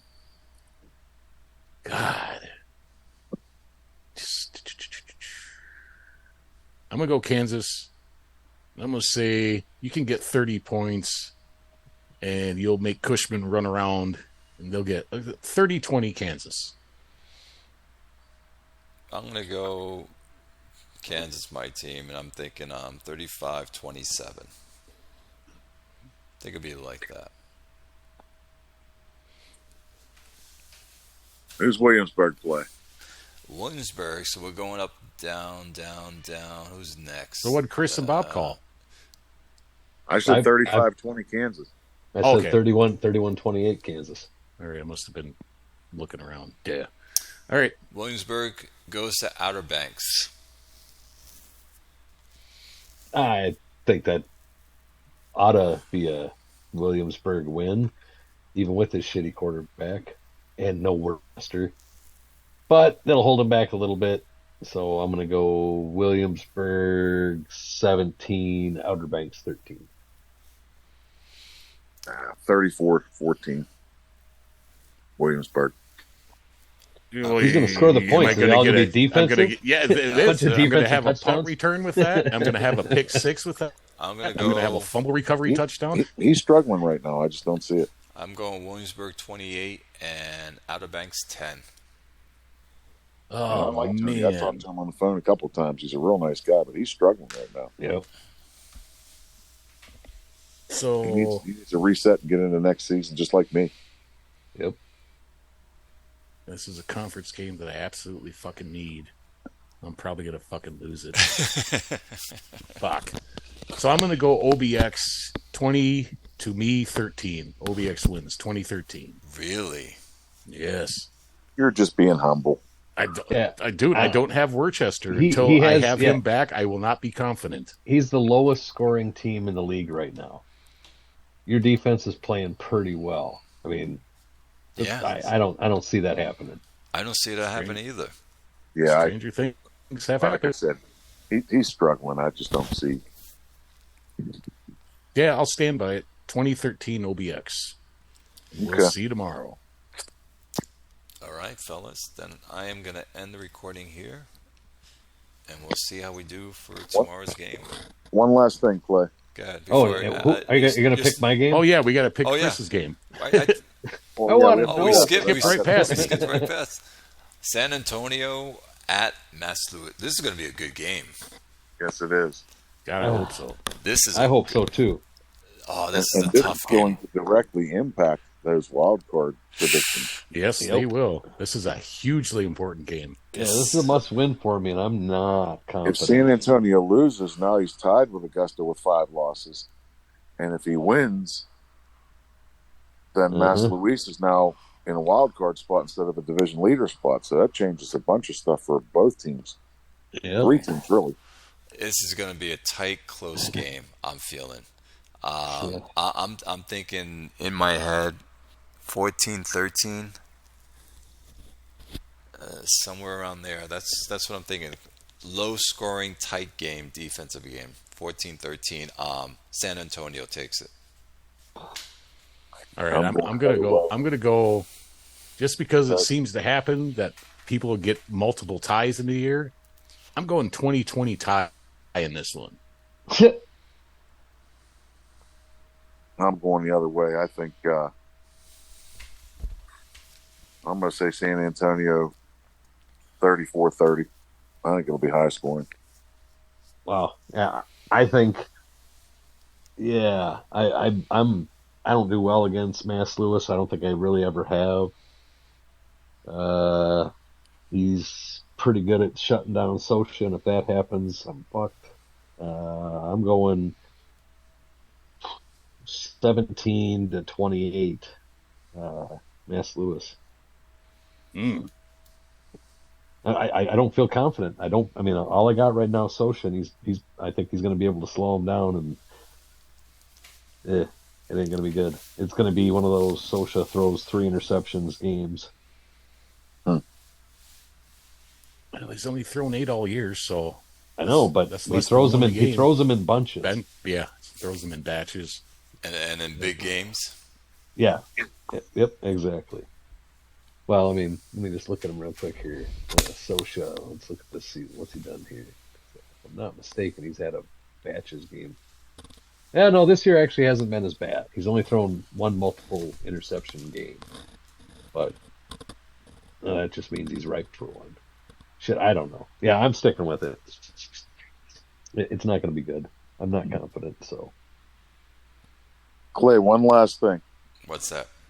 Last show we talked about lost cap and what that box means. And I was talking to somebody else. There's a better description. There's a better way to word it that'll make it more clear to people. That lost cap box next season. Okay. You can use my team. It is the total of the bonus money for all the players that you either traded or cut who are no longer on your team. Yep. So that number doesn't necessarily mean you have more or less money to spend. That's all it means. Oh, sure, it does. It does mean you got less money to spend. That means there's $21 million off of your cap that you can't spend on something else. Exactly, but making a trade with someone that's on a 2-year deal, all you're doing is transferring money into that box. Yes. All right, so you can actually trade that. Who's the QB we were talking about last time? Johnstone? Yes, if he retires. He's got a 2-year deal. You can trade or cut him and save his salary and actually have more money to spend, even though your lost cap goes up. Yep. So that's the best description.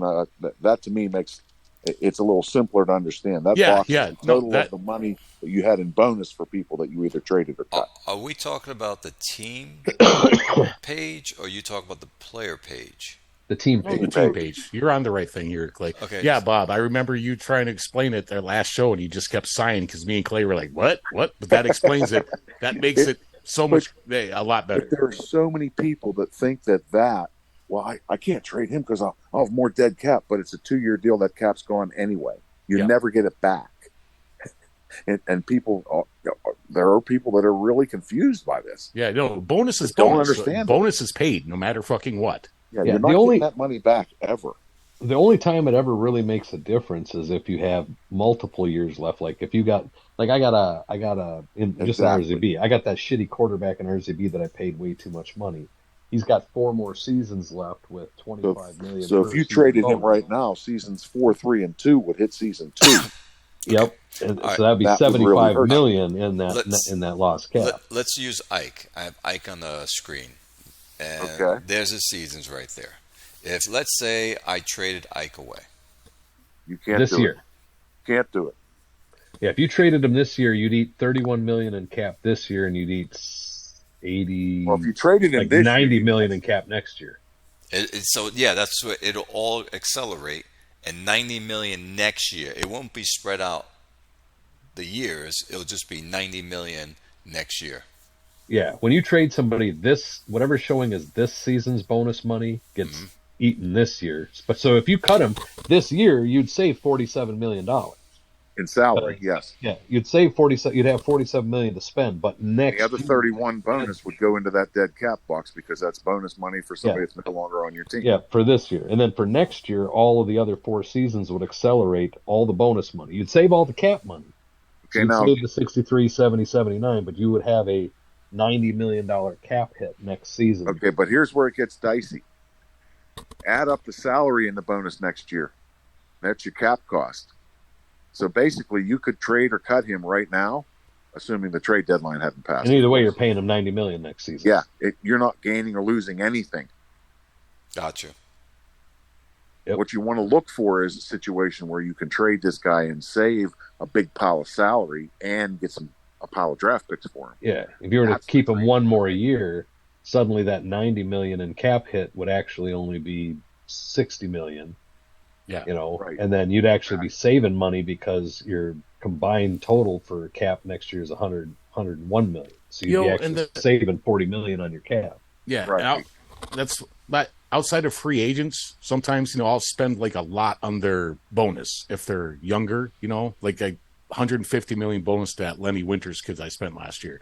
But like when re-signing my guys, I don't fuck around with all that trying to get them less salary next year because I'm over the cap and I'm going to give you 60 million bonus this year and 30 million salary. It's just, I usually give them what they're asking if I can afford it.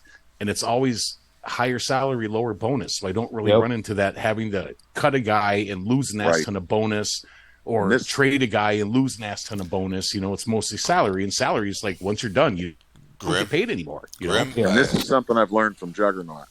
If you watch what he doesn't do free agency like most people. He takes a pile of money and he signs a free agent. And when that contract's up, that guy leaves and he takes that same pile of money now and signs somebody else. Yep. He's not trying to re-sign that guy. Look at Yamashita. How would I re-sign him? You can't. Pull him up. Tell me how I'm going to re-sign him. It's never going to happen. There's no way. Yamashita? Let me get Look at his bonus.